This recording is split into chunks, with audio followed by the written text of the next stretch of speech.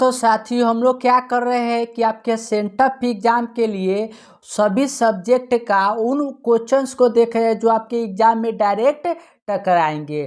तो इसके पहले वाले विज्ञान के पहले वाले वीडियो में हमने क्या किया था कि 1 से लेकर 50 तक के VBI क्वेश्चंस को चेक किया था, और इस वीडियो में हम लोग 51 से लेकर 80 तक के प्रश्नों को देखेंगे जो आपके सेंटअप एग्जाम में डायरेक्ट टकराएंगे। ठीक है, तो हम लोग बढ़ते हैं फटाफट से। और आप लोगों ने पहला वीडियो नहीं देखा है तो उसका लिंक डिस्क्रिप्शन बॉक्स में है, वहां से आप लोग देख लीजिएगा। तो देखिए 51 नंबर प्रश्न जो है ना वो आपके सेंटअप एग्जाम में इस प्रकार से पूछा जा सकता है कि ऑक्सीजन युक्त रक्त को हृदय से शरीर से विभिन्न भागों में ले जाने वाली रक्त वाहिका कहलाती है। तो आप लोग रक्त परिसंचरण तंत्र में पढ़ते हैं कि एक धमनी होता है और एक शिरा होता है। तो धमनी क्या करता है कि जो ऑक्सीजन युक्त होता है उसको पूरे शरीर में ले जाता है। तो इसका राइट आंसर जो हो जाएगा वो ऑप्शन नंबर डी हो जाएगा।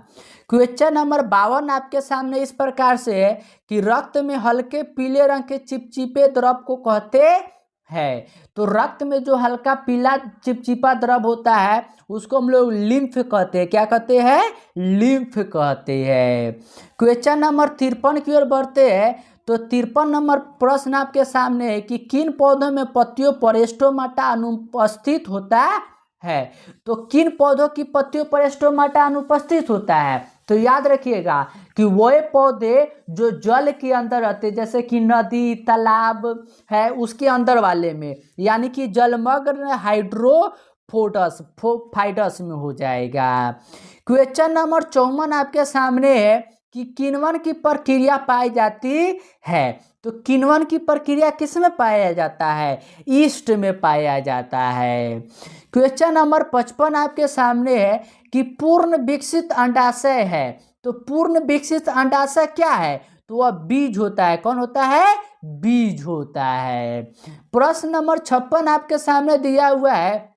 देखिए सब 56 कितना इजी सा प्रश्न है कि ग्लूकोज का रासायनिक सूत्र है। तो ग्लूकोज का रासायनिक सूत्र क्या होता है? यह होता है C6H12O6। तो right answer option number B हो जाएगा। क्वेश्चन नंबर 57 है आपके सामने। निम्नलिखित में किस पौधे का प्रकाश संश्लेषी इकाई कहते हैं? तो प्रकाश संश्लेषी इकाई किसे कहते हैं? तो प्रकाश संश्लेषण में हम लोग पढ़ते हैं कि क्लोरोप्लास्ट जो होता है ना, क्लोरोफिल, वह क्या करता है कि प्रकाश संश्लेषी का इकाई है। तो right answer option number C हो जाएगा। क्वेश्चन नंबर 58 है आपके सामने। अंडोत्सर्ग का कारण है। तो इसका कारण क्या होता है? तो अंडोत्सर्ग का कारण याद रखिएगा कि एस्ट्रोजन होता है। क्या होता है?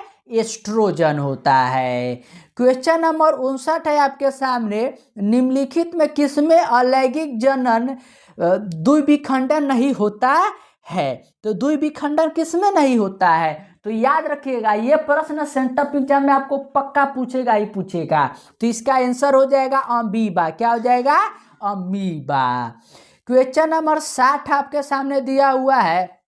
प्रकृति में ऑक्सीजन का संतुलन कैसे बना रहता है? तो प्रकृति में ऑक्सीजन का संतुलन कैसे बना रहता है? तो याद रखिएगा कि प्रकाश संश्लेषण द्वारा। किसके द्वारा? प्रकाश संश्लेषण द्वारा।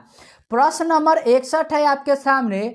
भोजन के पाचन में निम्नलिखित किस रस की भूमिका होती है? तो भोजन के पाचन में निम्नलिखित में किस रस की भूमिका होता है?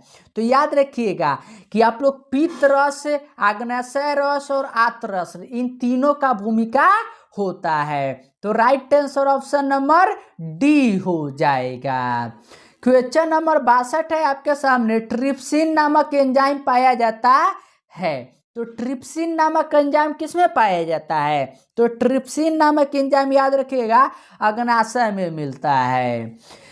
क्वेश्चन नंबर 63 है आपके सामने। आहार नाल का सबसे लंबा भाग है। तो आहार नाल का सबसे लंबा भाग कौन सा है? तो अगर आप लोग अपने पेट को देखिएगा तो कुछ इस प्रकार की उसमें संरचना मिलता है, और ये क्या होता है? यह छोटी आंत होता है और यही सबसे बड़ी भाग होता है। क्वेश्चन नंबर 64 आपके सामने है, मनुष्य में पाचन क्रिया का आरंभ कहाँ से होता है? तो मनुष्य में जो है ना पाचन कहाँ से आरंभ होता है? यह मुख गुहा से होता है। कहाँ से होता है? मुख गुहा से। प्रश्न नंबर 65 है आपके सामने, निम्नलिखित में कौन वसा के पाचन में सहायक होता है? तो वसा के पाचन में सहायक कौन होता है? तो याद रखिएगा कि वसा के जो पाचन होता है उसमें सहायक होता है टाइलिन। कौन होता है? टाइलिन। प्रश्न नंबर 66 है आपके सामने कि ग्लाइकोलाइसिस की प्रक्रिया संपन्न होती है। तो ग्लाइकोलाइसिस की प्रक्रिया कहाँ पर संपन्न होता है? तो ग्लाइकोलाइसिस क्या होता है कि अधिक भोजन को क्या है कि वो ग्लाइकोलाइसिस में कन्वर्ट किया, वसा को ग्लाइकोलाइसिस में कन्वर्ट कर दिया जाता है। और ये कहाँ होता है? यह होता है कोशिका द्रव में। क्वेश्चन नंबर 67 है आपके सामने, ओजोन परत है। तो ओजोन परत क्या है? तो हम लोग बार बार पढ़ते हैं कि ओजोन परत जो है ना वो पराबैंगनी किरणों से हमें बचाता है, मतलब कि यह हमारे लिए क्या है? लाभदायी है। तो right answer option number C हो जाएगा।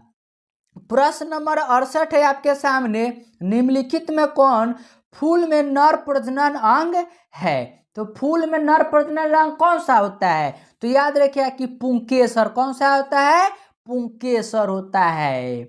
प्रश्न नंबर 69 है आपके सामने, पौधों में श्वसन की क्रिया के अंतर्गत एपीटी के टूटने से कितनी ऊर्जा मुक्त होती है? तो याद रखिएगा कि टूटने से 30.5 किलो जूल मोल होता है। प्रश्न नंबर 70 है आपके सामने, इथाइल अल्कोहल किस प्रकार के श्वसन से बनता है? तो इथाइल अल्कोहल किस में बनता है? तो यह बनता है अवायवीय श्वसन में, मतलब जिसमें ऑक्सीजन नहीं होता है। क्वेश्चन नंबर 71 है आपके सामने, रक्त में उपस्थित कौन सी किण्वन श्वसन गैसों के परिवहन में भाग लेती है? तो जब भी आप लोग रक्त में आरबीसी को पढ़ते हैं, रेड ब्लड सेल को, तो उसमें क्या पढ़ते हैं कि ये जो है ना ये ऑक्सीजन का परिवहन करता है, यानी कि श्वसन गैस में भाग लेता है। तो right answer option number A हो जाएगा, लाल रक्त कणिका। क्वेश्चन नंबर 72 है आपके सामने, पादप अपशिष्ट जमा होते हैं। तो पादप अपशिष्ट कहाँ जमा होते हैं? तो देखिए पत्तियों में भी होता है, छाल में भी होता है और कोशिकीय रिक्तिकाओं में, यानी कि सभी में होता है।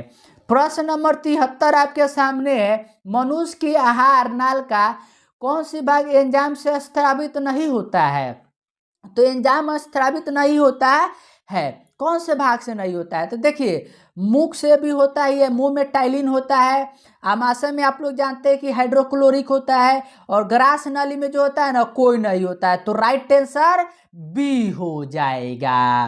प्रश्न नंबर 74 है आपके सामने, मूत्र की सांद्रता किसकी उपस्थिति पर निर्भर करता है? तो ये किसके? तो याद रखिए कि वैसोप्रेसिन पर। किस पर? वैसोप्रेसिन पर।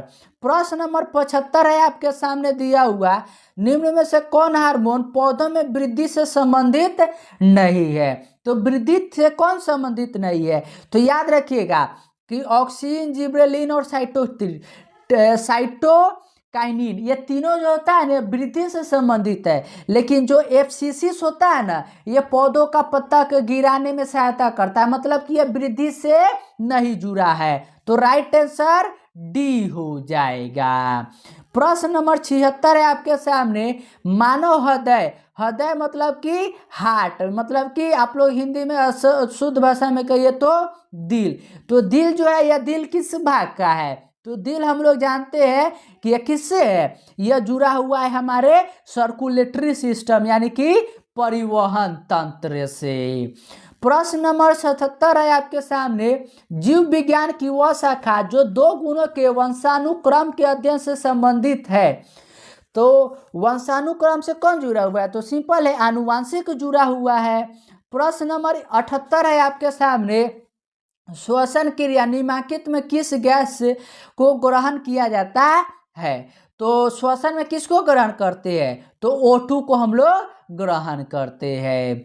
प्रश्न नंबर 79 है, ग्लूकोज में कार्बन के कितने परमाणु होते है। तो ग्लूकोज का फॉर्मूला जानते हैं C6H12 एंड O6। तो कार्बन कितना है 6 है, तो इसका right answer option number B हो जाएगा। क्वेश्चन नंबर 80 जो है ना, और आपके विज्ञान का लास्ट प्रश्न है कि मस्तिष्क में अनैच्छिक क्रियाओं के नियंत्रण किसके द्वारा होता है?